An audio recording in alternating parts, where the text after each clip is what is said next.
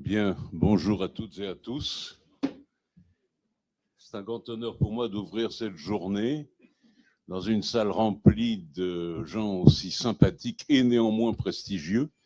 C'est comme quoi c'est pas toujours incompatible. Donc d'ouvrir cette journée, merci, dont le programme s'annonce passionnant, mais surtout, et je l'espère de tout mon cœur, une journée qui en appellera d'autres, ainsi que d'autres initiatives de nature différente, mais qui toutes iront dans le même sens, l'union des souverainistes, pour constituer une force capable, enfin, de peser sur le débat politique français et même de le rétablir, car il faut bien le reconnaître, il n'y a plus vraiment de débat politique aujourd'hui, pour des raisons que nous connaissons tous, bien entendu. Tous les souverainistes ne sont pas présents aujourd'hui, mais les plus importants le sont. Or, nous savons que des groupes souverainistes, parfois de taille groupusculaire, se sont créés un peu partout en France et agissent quasiment dans l'ombre, le plus souvent à l'échelon local. Cette force-là, aussi petite et atomisée soit-elle, il conviendra de la rassembler autour de nous. Le fait que nous soyons presque tous là ne constitue pas en soi une preuve que l'union est possible, mais cela constitue malgré tout un véritable pas en avant, même si nous savons aussi que le chemin sera encore difficile et chaotique. Tous les plus importants mouvements souverainistes sont là? Point d'interrogation? Non, hélas. Et c'est même le plus important d'entre eux qui ne l'est pas. Je le cite, l'UPR de François Asselineau. Autant le nommer et ne pas jouer les hypocrites. Nous l'avons pourtant contacté, mais il n'a pas daigné nous répondre. Se contentant de faire répondre ses militants sur les réseaux sociaux, ce mouvement souverainiste uni existe déjà, il ne tient qu'à vous de le rejoindre. Malheureusement, cette ironie facile, comme toutes les ironies faciles, n'est pas drôle. Elle est surtout la marque d'une odieuse suffisance. Je vous rappelle que la suffisance, c'est pas la même chose que la prétention. C'est pas la même chose que l'orgueil, c'est pas la même chose que tous ces péchés-là. La suffisance, c'est je me suffis à moi-même. C'est une odieuse suffisance, donc, qui a été la marque, et ça augure mal de l'avenir de l'UPR, si toutefois il réussit à parvenir au pouvoir, une suffisance dont on fait preuve, et là c'est l'historien qui vous parle, cette suffisance, elle a été la caractéristique principale de toutes les élites françaises depuis le Moyen-Âge. Les élites allemandes avaient d'autres défauts, les élites anglaises avaient d'autres défauts, etc.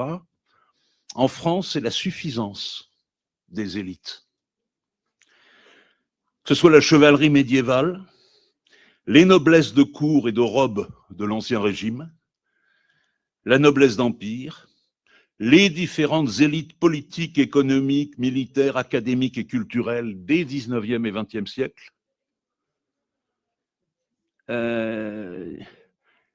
et ce, dans tous les courants politiques. Je vois à gauche, par exemple, il y aurait une étude sociologique à faire sur l'importance des traditions de l'école normale supérieure de la rue d'Ulm à Paris dans le façonnage des attitudes, y compris au quotidien, des dirigeants de gauche depuis plusieurs décennies. Alors, une parenthèse ici. En histoire, je parle d'élite, parce que quels qu'aient été les tares, les défauts, les faiblesses des élites françaises d'autrefois, ce que je viens de dénoncer à l'instant, c'était encore vraiment des élites malgré tout. Et aujourd'hui, je me bats pour qu'on n'emploie plus le terme d'élite, pour parler de ceux qui nous dirigent actuellement. Ils n'ont pas droit à ce titre. Ça se mérite d'être une élite. Là, ce n'est pas des élites. C'est une oligarchie, tout simplement.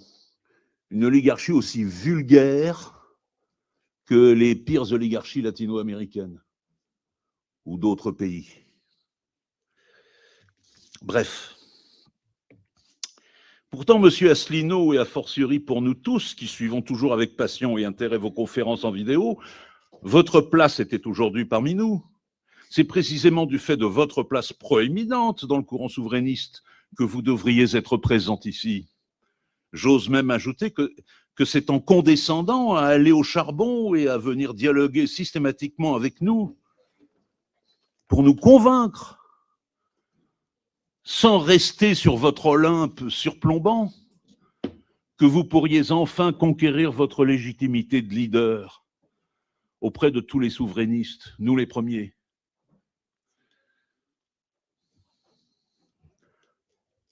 J'en arrête là pour la petite pique. Parce que l'heure est grave. L'heure est très, très grave. Et ce genre de petite mesquinerie risque de nous coûter très cher. L'époque que nous vivons est chaque jour plus grave, plus désespérée, plus lourde de développements catastrophiques et donc plus terrifiante.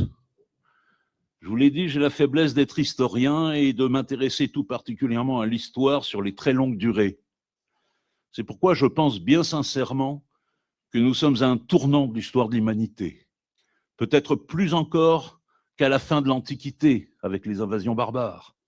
Plus encore qu'à la Renaissance. Plus encore qu'avec l'invention de la bombe atomique.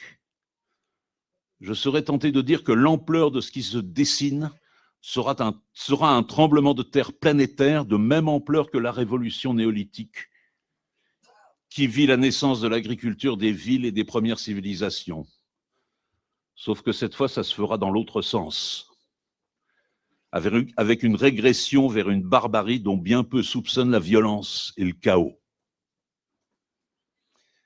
Nouvel ordre mondial qui ne va pas s'instaurer pacifiquement et dont nous ne connaissons pas les développements régionaux, montée en puissance de l'intelligence artificielle, nouvelles technologies biomécaniques et transhumanité dont seuls les plus riches pourront bénéficier.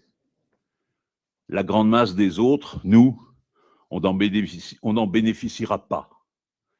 Et nous serons relégués, qu'on soit de gauche ou de droite, qu'on vive confortablement ou pas, on sera relégué dans une humanité inférieure, et cette fois-ci qu'il sera véritablement inférieur. En attendant que les nouveaux maîtres nous privent même de cette qualité d'être humain. Voilà, j'ai dit tout ça, non pas pour faire peur, mais pour marquer l'importance de ce qu'on vit, pour que vous en preniez bien conscience, et pour recadrer un petit peu notre combat quotidien. Et donc, pour les peuples et les nations d'Europe, cela nécessitera la fin de l'Union européenne, construction monstrueuse et totalitaire. En attendant, pour nous, Français, et sans attendre les autres, donnons l'exemple, comme nous avons si bien su le faire dans notre histoire. Cela signifie d'abord et avant tout le Frexit et la sortie de l'euro, sans oublier celle de l'OTAN. Une fois cette souveraineté reconquise, tout sera possible. Et l'on pourra enfin se mettre au travail dans l'intérêt de notre peuple et de notre nation. Je vous remercie.